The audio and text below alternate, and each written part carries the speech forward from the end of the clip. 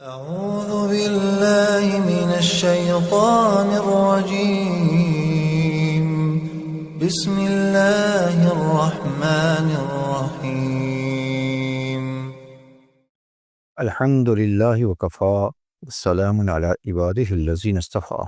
امام بہقی رحمہ اللہ کے حوالے سے صاحب مشکات نے حضرت حذیفہ رضی اللہ تعالی عنہ کی سند سے اللہ کے رسول صلی اللہ تعالی علیہ وسلم کا ارشاد نقل کیا ہے کہ اقرأوا القرآن بلحون العرب واصواتها وإياكم ولحون اہل العشق ولحون اہل الکتابین وسيجيء بعد قوم يرجعون بالقرآن ترديء الغناء والنوح لا يجاوز حناجرهم مفتونة قلوبهم وقلوب الذين يعجبهم شأنهم۔ کہ قرآن کو اہل عرب کی طرح انہی کی آواز میں پڑھو، اہل عشق اور اہل کتاب کے طریقوں پر پڑھنے سے بچو۔ آپ نے فرمایا کہ میرے بعد ایک جماعت پیدا ہوگی جس کے افراد راگ اور رونے کے طرز پر آواز بنا بنا کر قرآن پڑھیں گے۔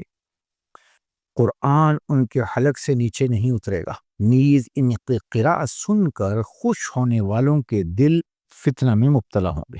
اس حدیث شریف میں نبی علیہ الصلوۃ والسلام کی کچھ تعلیم اور کچھ مستقبل کے فتن جو آپ کے زمانے کے اعتبار سے مستقبل تھا، جو اللہ نے اپنے علم سے آپ کو وحی کے ذریعے سے بتایا اور آپ نے امت کو ان چیزوں سے خبردار کیا۔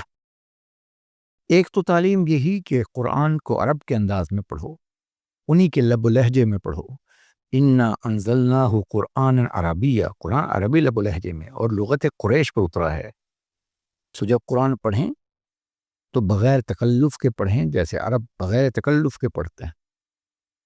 تو جو لوگ خام خواہ کا تکلف کرتے ہیں، اپنی آواز و لہجہ کو بنانے کی کوشش میں لگے رکھتے ہیں، نبی علیہ السلام نے اس سے منع کر دی۔ دوسری تعلیم آپ کی یہ کہ ایاکم ولحون اہل العشق، قرآن اللہ کا کلام ہے۔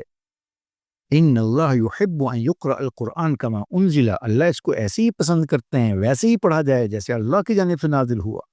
کہ حضور علیہ السلام نے قرأت متواترہ سے سمجھایا امت کو، صحابہ نے حضور سے قرآن سیکھا ہے اور امت کو سکھا کر آگے اپنی نسبت جو حضور سے ان کو ملی، صحابہ نے تابعین کو، تابعین نے تبع تابعین کو، ایک نسبت کے تسلسل سے چلا رہا۔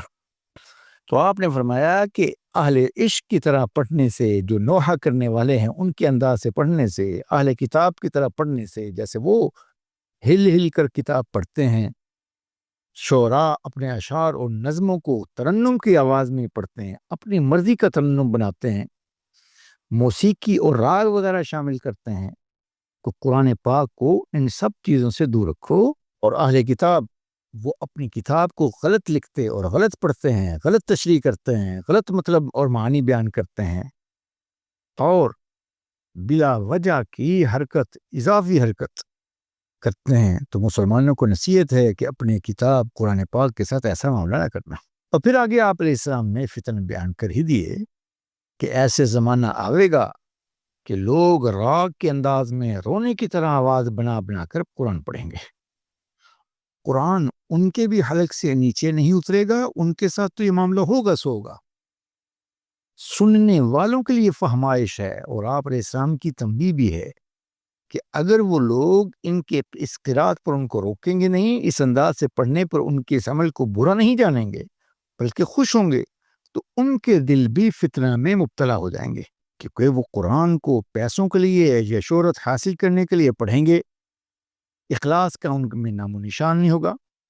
تو جو لوگ ان بے دینی کے کاموں میں ان کے کام کو ہلکا جانیں گے، یا ان کے کام کی کم از کم ان پر رد نہیں کریں گے، ان کا انکار نہیں کریں گے، ان کے اس عمل کو برا نہیں جانیں گے جو ایمان کا آخری درجہ ہے، تو وہ بھی گمراہی اور ضلالت میں مبتلا ہو جائیں گے۔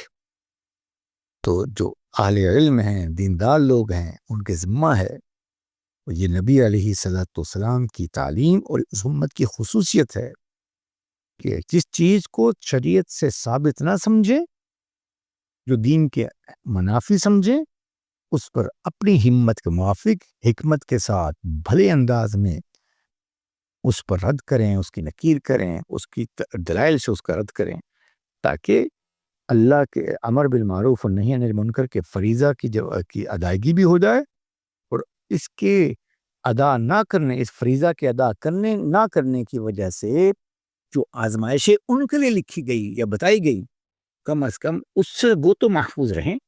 اللہ ہم سب سے راضی ہو، دین سیکھ کر عمل کرنے کی توفیق دے۔ اس حدیث شریف کی برکت سے اللہ ہمارے انفرادی اجتماعی تمام مسائل کو حل فرمائے، ہمارے جتنے اعزاء اقربا چواہقین منتسبین، ہم خود جتنی بیماریوں میں ظاہری باطنی روحانی بیماریوں کا شکار ہیں، اللہ ہم سب کو صحت دے۔ ہمارے منتسبین اور محبین کے جو اہل خانہ ہیں، گھر والے ہیں، ماں باپ ہیں جو بیمار ہیں، اللہ ان کو صحت دے، عافیت کے ساتھ ان کو برکتیں دے۔ اور جو ہمارے اعزاء اقربا فوت ہو چکے، خصوصاً ہمارے والدین، مشائخ، اعزاء، اللہ ان سب کی مغفرت فرمائے، ان سب کے درجات کو بلند فرمائے۔